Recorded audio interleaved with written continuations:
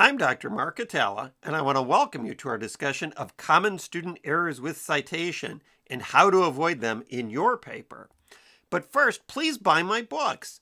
So I've written 3 books on APA style to help you become a better and more confident writer. And actually, most of the examples I'm using in this presentation are from APA style disasters. So if you enjoy them and want to see more, check out that book.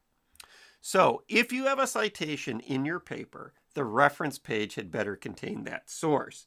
This is, for me, the #1 red flag for plagiarism in a student paper because it means that they just copied a sentence out of a source, they didn't make it a direct quote, and they didn't think to put it on the reference page because they hadn't read that article anyway. So make sure that your citations match your references, or your professor is going to look something up. So a solution to this is keeping a rough draft of your reference page going as you write. Another problem is overcitation. It's possible to overcite in your paper, and sometimes students use both a narrative and a parenthetical citation of the same source in one sentence. I'm not kidding. These are actual student sentences from papers that have been handed in, and I'm using them with permission. In 2005, Gillihan, Kessler, and Farah completed a study to demonstrate this connection. And then there's a parenthetical citation of the same thing. So it's like a palindrome. It's reads the same backwards and forwards. So pick a citation, narrative or parenthetical, not both within the same sentence. Also, the citation, I understand they want to give credit to all the authors, but that's not what APA style is. All the authors are credited in the references, not in the citations. So that citation should be Gillihan et al. 2005, and then with a comma in a parenthetical. No citation.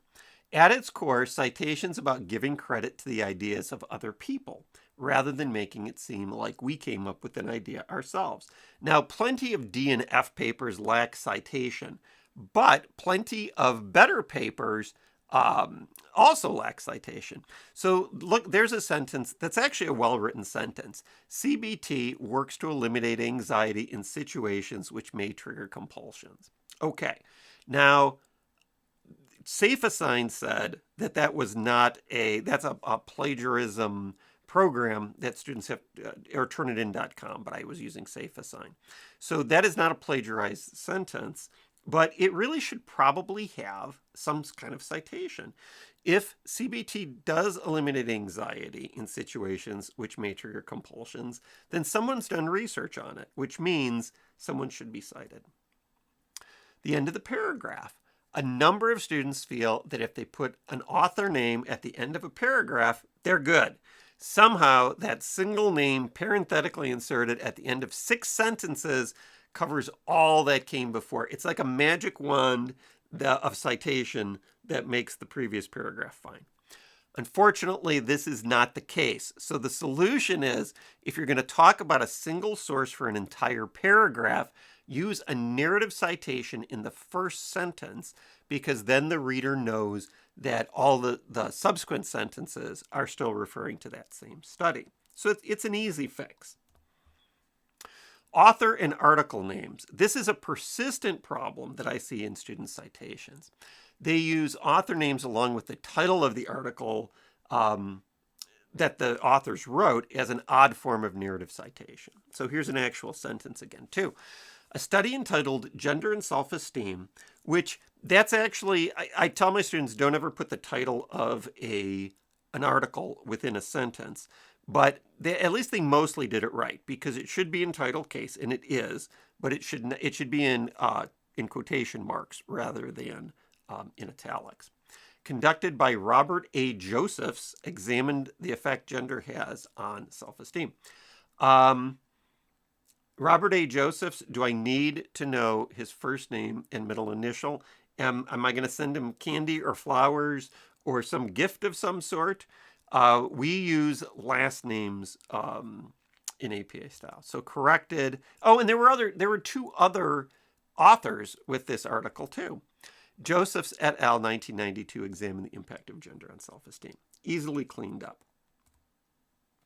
Here's the kitchen sink, though. So this is an extreme example of the previous problem. And so just pause the video for a second and read through this. Try to say it out loud. I think that's where it really comes out. Okay, I'm going to guess you did it.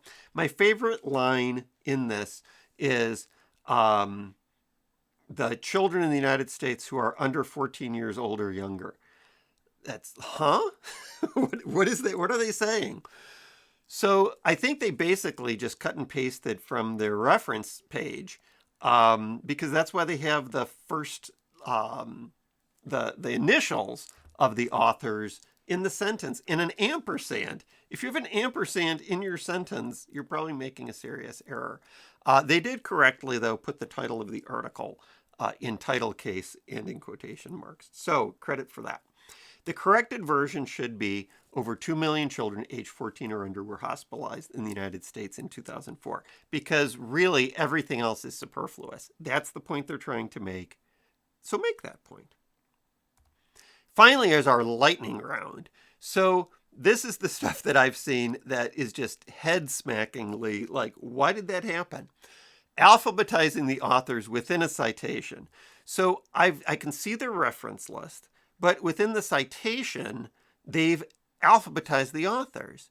So authorship is determined by how much work you put into that particular article.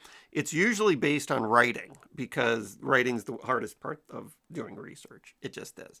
And these people say, no, I want to alphabetize the authors within the citation. So I've never understood that. Putting a citation after a sentence. So a parenthetical citation is actually part of the sentence. But nope, they put a period and then they put the citation, the parenthetical citation, after it. I don't understand that either. Using a number as the citation. This is actually Vancouver style. So that's, I guess it's credible within that sense. But I'm asking them to write APA style papers. You don't hand in a Vancouver style paper in an APA style class. It doesn't make sense to me either. And then finally, using the year as the citation, as if there's like one article that's published every year. And so it's obvious to me what article is they're talking about.